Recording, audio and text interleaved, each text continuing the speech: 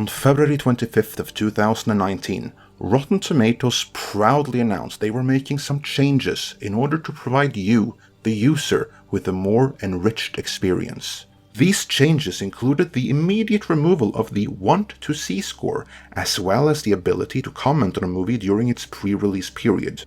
Visual updates to the whole webpage will also be forthcoming down the line, but in later phases, when they're good and ready. Removing these means of viewer expression was the immediate priority. Why were they in such a hurry? Although Rotten Tomatoes have not explicitly made the connection themselves, everyone else have done it for them.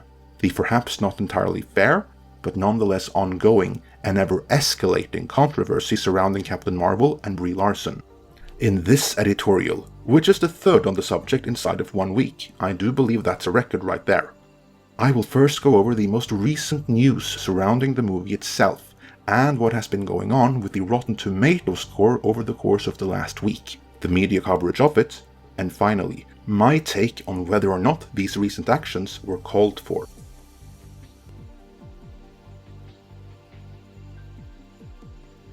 Marvel Studios' Captain Marvel is explicitly a feminist movie. Going by what is officially released information, this manifests itself on screen in at least two different ways. Brie Larson's Captain Marvel is the most powerful character in the MCU bar none, and she is not in the market for a romantic relationship with a man. So where previous Marvel movies have dealt with romantic relationships, as well as the bonds between a father and a daughter, siblings, and deadbeat biological fathers versus actual daddies to name but a few, this one seemingly celebrates the friendship with another woman, and having a cat I guess, over being romantically involved with the man. There is room for that, and it's commendable in as far as it goes. But I somehow can't imagine that angle, which I guarantee you is going to be construed as reverse MGTOW, will win the movie any favors with those already opposing it. Anyway, we do not yet know if Captain Marvel will do this, it probably won't, but previous high-profile movies with an overt feminist angle opted for empowering women by way of ridiculing and emasculating men.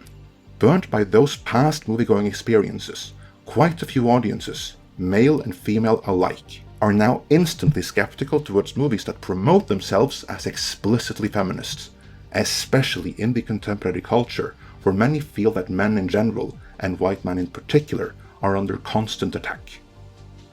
Then there is Brie Larson, and the manner in which she has expressed herself in matters where representation are concerned. I do not need a 40-year-old white dude to tell me what didn't work for him about A Wrinkle in Time. It wasn't made for him. Am I saying that I hate white dudes? No, I'm not. Her intended message might have been an inclusive one, but since it's not just about what you say, but how you say it, quite a few perceived her message to be exclusionary. To be clear, this isn't Brie Larson going off the script. Oh no. Her activism for representation is seemingly a deliberate part of the movie's marketing campaign, meaning Disney and Marvel would ultimately be behind it. But whether it was Marvel and Disney that screwed up when deciding the marketing plan, or it was Brie Larson that screwed up the execution of it, or some combination of the two, it is causing a backlash.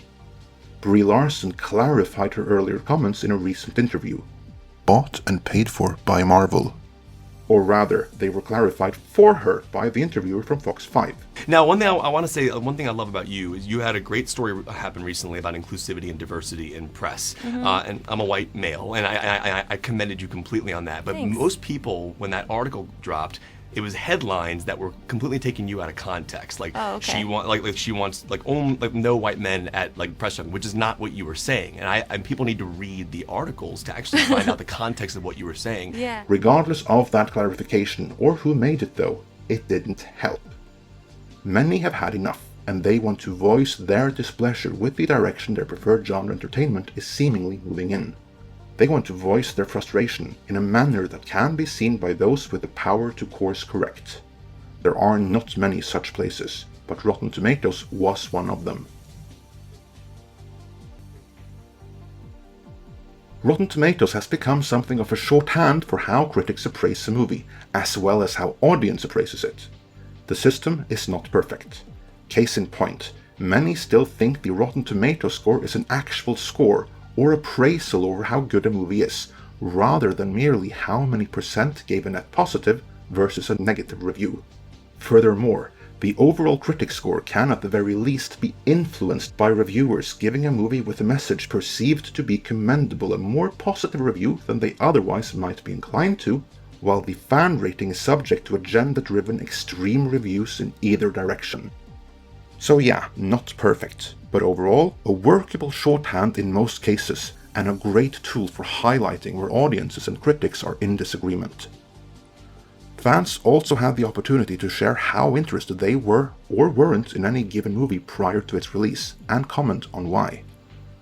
This is where Captain Marvel tanked worse than any MCU movie has done before. Over the last week, the percentage of people interested in seeing it plummeted further and further down. We don't know how far down it could have gone. Rotten Tomatoes removed the whole metric when it was down to 26 or so percent, and still falling. Critical media have recently made numerous headlines about insecure misogynist white man babies and other assorted haters review bombing Captain Marvel, which is technically inaccurate, as no reviews can be uploaded prior to the movie's release, as well as about haters flooding the comment section with hate. I didn't count the messages myself, but according to Gary over at Nerdrotic, the comments only numbered in the lower double digits, and most of them were quite constructive in relaying why the individuals making them were not interested in seeing the movie, not at all as trollish as the media would have you believe.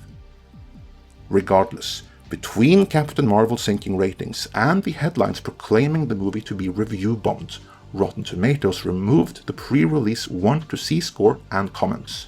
The detailed, behind-the-scenes corporate machinations that went into that, I cannot account for at the time of making this video. Regardless of how it was arrived at, I do have an opinion on the action taken though. Was removing the pre-release want to see score and comment section a mistake? Well, it definitely was a mistake to remove it now, at this particular point in time. If they had removed it 1 month ago, prior to blockbuster season, especially prior to politically charged blockbuster season, it might have been a different matter.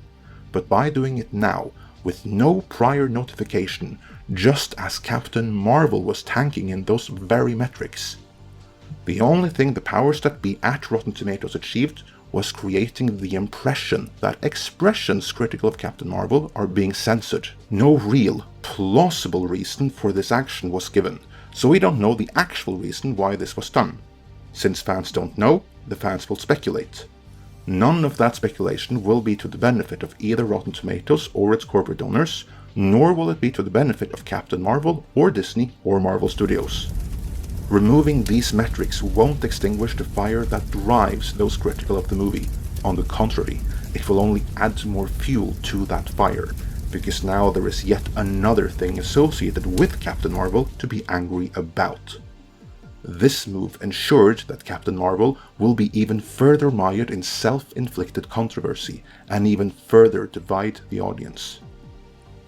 What will be really interesting though, is how Captain Marvel will perform come opening weekend.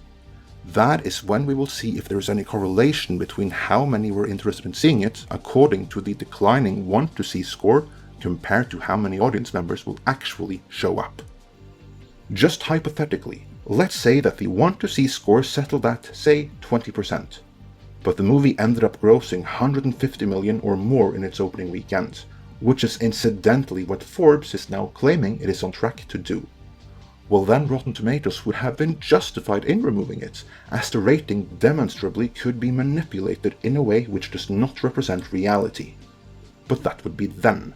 In the future never tense. Doing so now, a week and a half before opening, there is no way to spin into a positive. I think the bigger issue though, is that one of the last visible places where one could express oneself prior to release just got closed for commenting, much like the IMDb message boards were before that. Now that was a major loss to the online film community, one I do not think can be overstated. This here Rotten Tomatoes thing wouldn't have been that big an issue if there still was an IMDb forum. This closing of forums and venues for discussion is something I will address in an upcoming editorial. But till then, let me know what you think of, and what you think was ultimately behind the Rotten Tomatoes ordeal. in the comments. If you like this video, then please help share it and share your opinion in the comments. Midnight's Edge aims to give the most comprehensive analysis and commentary on genre culture and entertainment.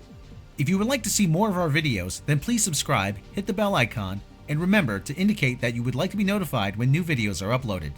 If you really like what we do, then please support us on Patreon until a better alternative comes along, or send us a direct donation through PayPal.